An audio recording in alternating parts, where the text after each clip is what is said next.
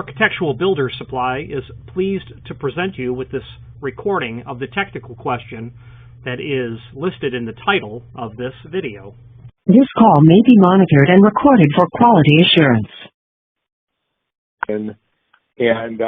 I picked up a book on window restoration and read it, and it was a little bit confusing in the sense that I know there's a lot of products in there for sealing the sashes and at the sills and that kind of stuff.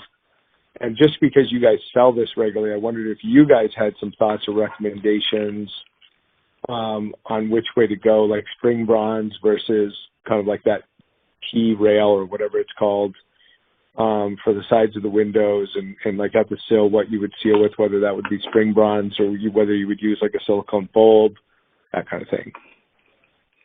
Well, if you want period accurate, you'll use nothing but bronze base material. I wouldn't use anything based on chemistry, like self-adhesive anything. But I would also look in the catalogs of those manufacturers who still offer this material and determine whether or not you can do what you need to do based on the limitations of what's available.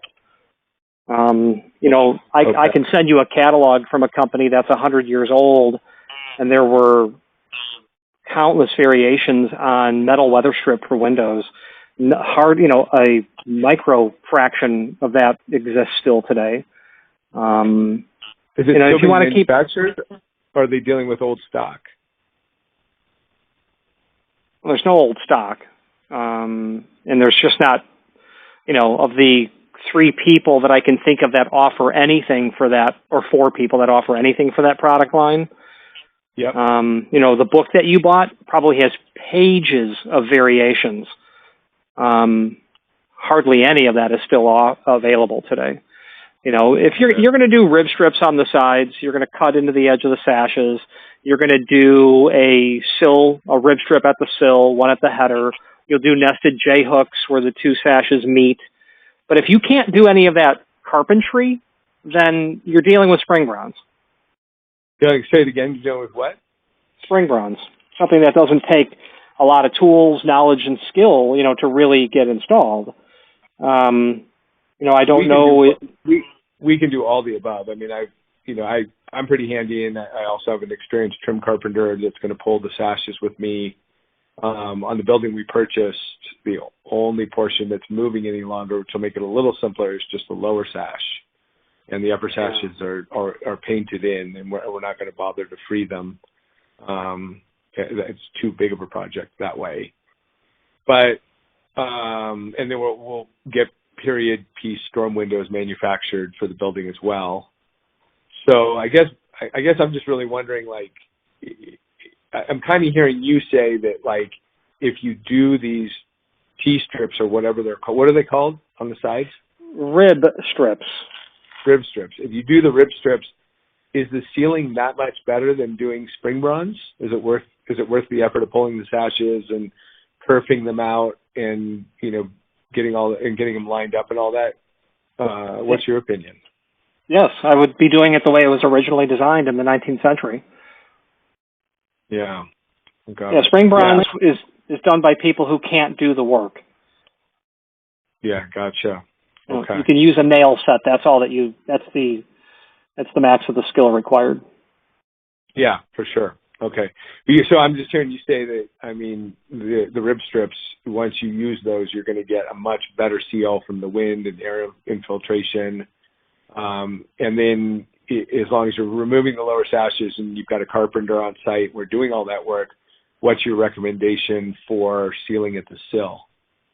The same type of item. They make those rib strips in a sill sort of configuration. It's the same thing.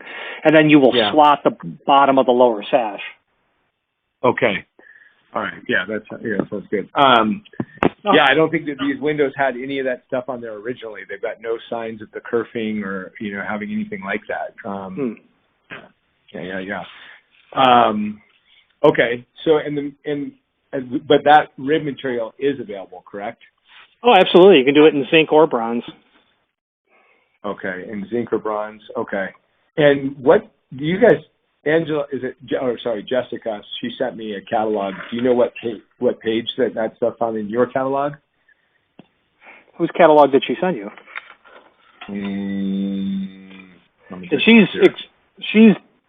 She sent you to me? Yes. She's extremely dangerous on her feet when it comes to this stuff. Gotcha. She sent me the Dorbin. Okay, yeah. Yeah, so last 25%, I would head to that section. Pages in the 30s, I think. And my family's been buying from Dorbin since the 30s, the 1930s. Okay. Wow. Right. That's, yeah. You're the right guy to talk to for this stuff, man. You got generation. Well, not really, but I mean, you spend enough time selling something, you do end up finding out how people put it in. So yeah, page 31, page 32. I mean, it's hard. It's hard not to know how it goes together when they've done all the work for you. You know, that sill section. It's easy stuff. Yeah. Okay, and then so we buy the rib strips. We kerf out around the side of the sash. I will refer to the sash and window rebuilding book, which I got from some guy who looks like the master. I mean, truly, his book is really, really well written. And his name is Steve Jordan. If any of your other clients ever ask, he's pretty incredible. And then rib strips around the side. And then what's the name of the product that we should for the meeting rails? What do you recommend there? So on page 32, you'll see the second description. That's a cross-section of the upper and lower sash, those two nested J-hooks. That's typical for that stuff. Okay. Yeah, and obviously we got to pull the sashes out, and then we've got to plane them or trim them back in order to create the space for those. But, I mean, it sounds like you've talked to people that they're very satisfied with the results once you get all this stuff in there, correct? Well, I mean, that's the third time you've said something to the effect of it's a great seal kind of idea. It's 19th century technology. So what I'm saying is, if you want to match the way that it could have been, then this is what you use. Is it very high in R value? I would say no. I would say that it's probably going to keep driving rain out. But I would not. I mean, if you were looking for the best insulation possible, you wouldn't be salvaging these windows. I don't want to give you a false hope that this is going to, but, I lived in Chicago my entire life, so I know what it's like to have leaking double hung windows from from before World War II. That's the house I grew up in. I mean, it's, you're either going to put in what that window ought to have, or you're going to go with new windows. Unfortunately, I live in a historic district where new windows are not enough. Yeah. So you're going to be, you might be putting plastic over the windows at certain times of the year. Yeah, we had one of my best friends here is an architect, and he has a story about a guy who, in the night, he and his contractor put the windows in, and he ended up in front of a judge with the historic district, and he ended up contempt of court, and he ended up in jail. For sure. They take it real seriously. Yeah. They do, whether it be Colorado or it be, any old place. Chicago's got all kinds of stuff like that. I've dealt with, we did a old fire station, and man, they couldn't do a darn thing. They couldn't change a thing. Absolutely. We are. I mean, I think I'm, the windows, they're, the R value on the glass is horrible. We have the old historic glass with the ripple in it. And it's beautiful to look at, but it's just terrible. I've got a guy who's going to manufacture storm windows for us, and he's out of the Midwest, and he does a whole brush pile, like sliding window design that goes over a screen, and his stuff is super high-end mortise and tenon. And so I don't know much about it right now, but I'm learning, and we're going to do that. And then I thought for that lower sash, we should just get that to seal as well as possible. And what I'm hearing you say is pull the rails out, get the sashes out, kerf them, get this T material in there, and do it that way. Don't do it spring bronze. Don't do spring bronze. I've heard people putting spring bronze on the stiles, but not up and down. Not in those areas. I've never heard that before. I'm sure someone's done it, but not at the sill. That's just that rib strip that's there. Okay. Yeah. You're saying you've heard of people putting it on the sill or or on the sides? On the sides, on the style, on the vertical style, on the stiles, on the sides, the verticals, and they've done that because they couldn't put in the rib strip, the the true rib strip, the 4C, not 7C material. That's why they've done that. And I've sold people rolls of spring bronze for that purpose. Did it work? Yeah, I'm sure it did, because there was nothing there to begin with. So there used to be, but it's gone. Okay. All right. And the rib strips are adhered with like screws or nails themselves. Is that the way that they're attached? Definitely nails. Definitely nails. Okay. All right. Let me figure that part out. All right. I will dig through all this stuff. And then I just order the stuff in bulk from you guys and then we cut it on site, or is it something that you guys cut before you send it? Either can be done, but what people in the former tend to want to do is say, just send me all 8-foot lengths, because that'll work. Well, the longer you go in terms of length, your shipping starts to go parabolic. So I would be tempted to order it to the size you need. However, it's sold per foot. So if you needed 30-inch pieces, I wouldn't order 10 30-inch pieces. I would, because you're paying for 36-inch, I would order 60-inch length because you're paying for 5-foot length. So that makes sense. If you can work it that way, then the next question you'll have is the nails. How many nails? You'll have to determine what your center to center is. There's about 65 nails per ounce, and you'll order it by the ounce. Yeah. Okay. And sorry to ask this question again, but when the bottom of the sash hits the sill, this guy was the guy that wrote the book was saying that he had a really good luck with these silicone bulbs and putting a kerf up in there. But your recommendation is a rib strip on the bottom as well instead. How are you attaching that silicone bulb? Are you kerfing it? He has in his book, and he has a whole chart where he talks about all these different ceiling materials and he rates them with cost and durability, and then he rates them in terms of seal and that kind of stuff. In his book, he shows a curve cut into the bottom of the sash, and then he recommends a certain material and it goes up inside there. And then he also routes out a very thin V groove right over the curve, and the silicone bulb resets. Oh, it sits up into it. Yeah. Yeah. Yeah, that's a great. Yeah, that's not an uncommon application, and I certainly wouldn't suggest you not do it. But that material will eventually fatigue.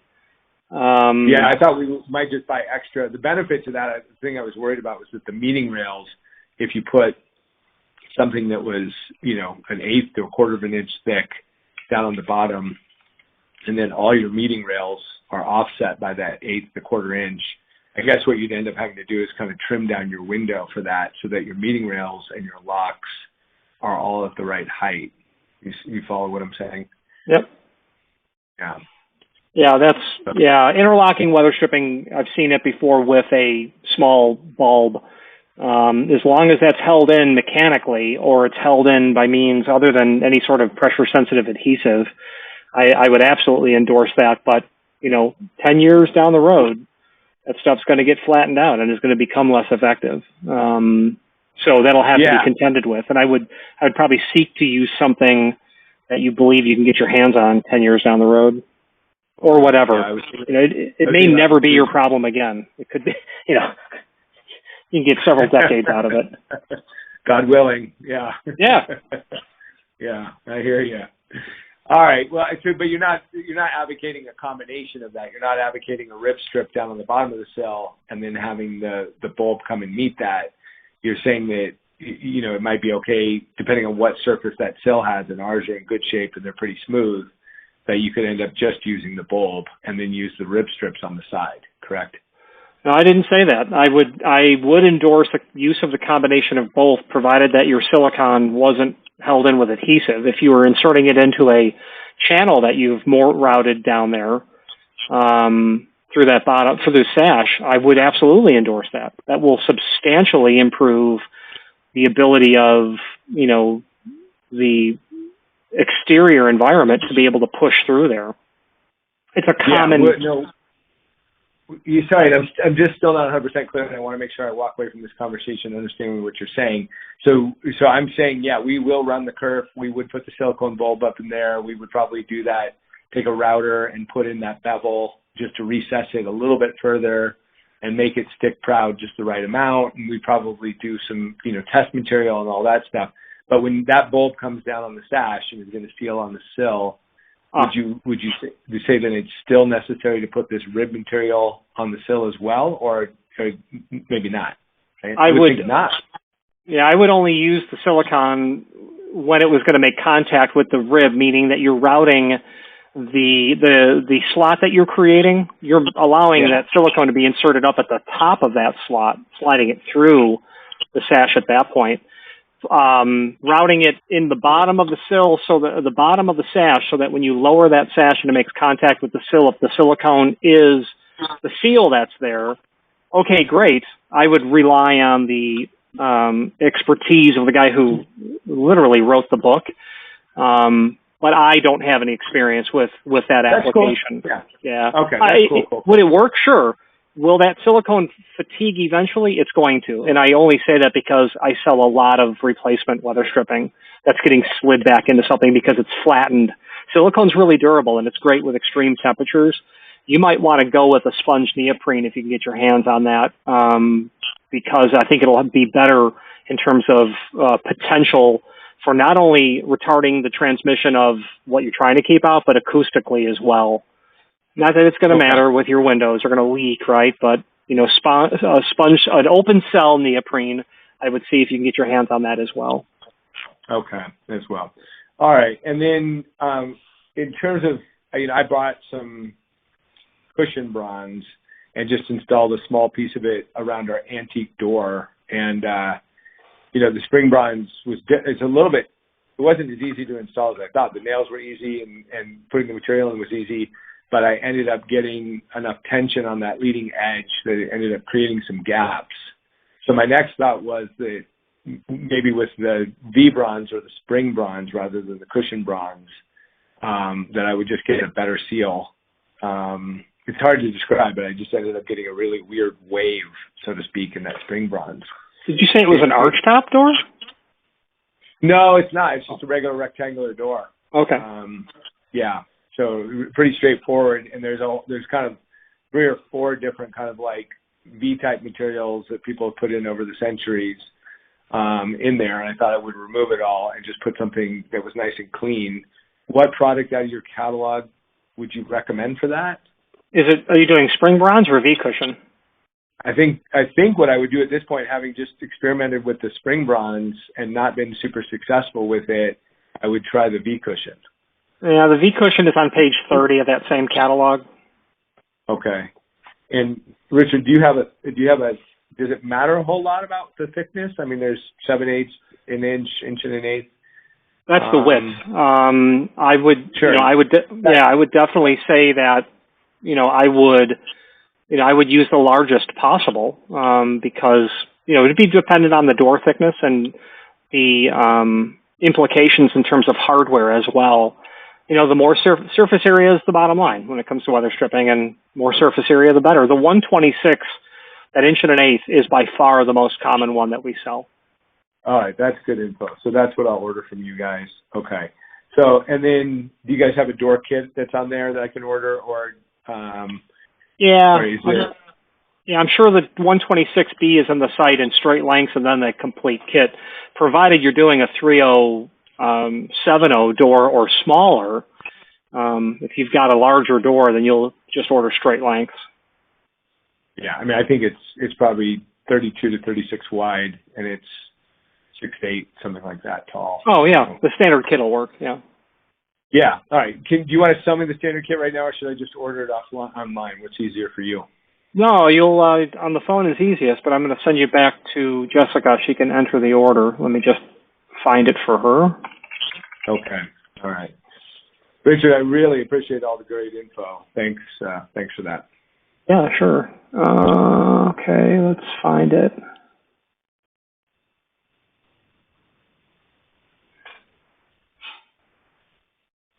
Okay.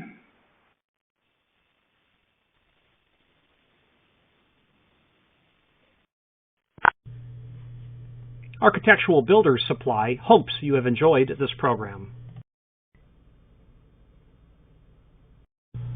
Again, thank you for watching, and if you've enjoyed this video, please click thumbs up, please subscribe, and maybe even send the video to someone that you know.